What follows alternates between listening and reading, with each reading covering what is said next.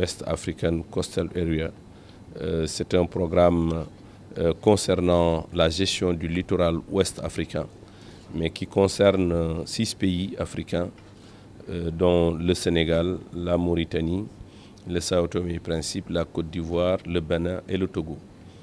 Ce programme est un programme important parce que avec la dégradation du littoral, il est important pour nous, pays africains, notamment qui sont concernés par cette situation. Il est nécessaire de coordonner nos actions allant dans le sens de la lutte contre l'érosion côtière. Et, pour ce qui concerne la partie Sénégal, ce projet concerne la corniche Est, la corniche Ouest, l'île de Gorée, il concerne Saint-Louis et la Casamance. Donc ce programme prend bien en charge les préoccupations que nous avons en ce qui concerne la lutte efficace contre l'érosion côtière. Le projet couvre pour le moment 6 pays, mais à terme est prévu pour couvrir 17 pays. C'est un projet important parce qu'il touche l'essentiel des activités de cette zone. Vous savez que la zone côtière produit aujourd'hui près de 42% du PIB de nos États. Elle abrite environ le tiers de la population de l'Afrique de l'Ouest et nous avons beaucoup de richesses, les hydrocarbures, la pêche et d'autres activités qui s'y déroulent. Même les activités de tourisme sont liées à la situation de cette zone côtière. Et c'est pour ça que les États ont pris très tôt le taureau par les cornes et l'UEMOA les a soutenus.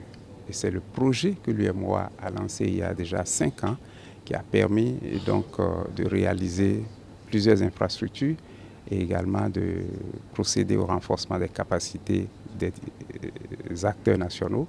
C'est ce projet qui a permis donc à l'ensemble de la communauté internationale de soutenir dans un premier temps ces 6 pays-là.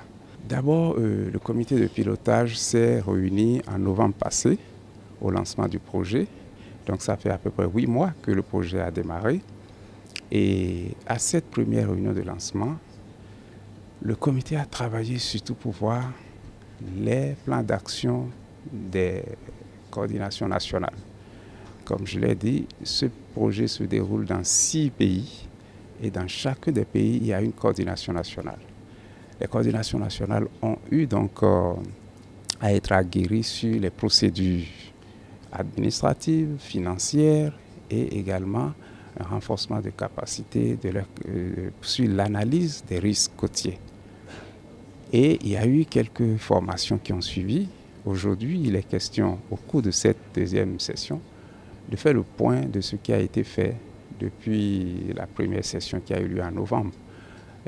Chacun des pays doit faire une présentation pour dire ce qui a été fait pendant les 8 mois, donc un rapport d'activité qui sera examiné par l'ensemble des participants.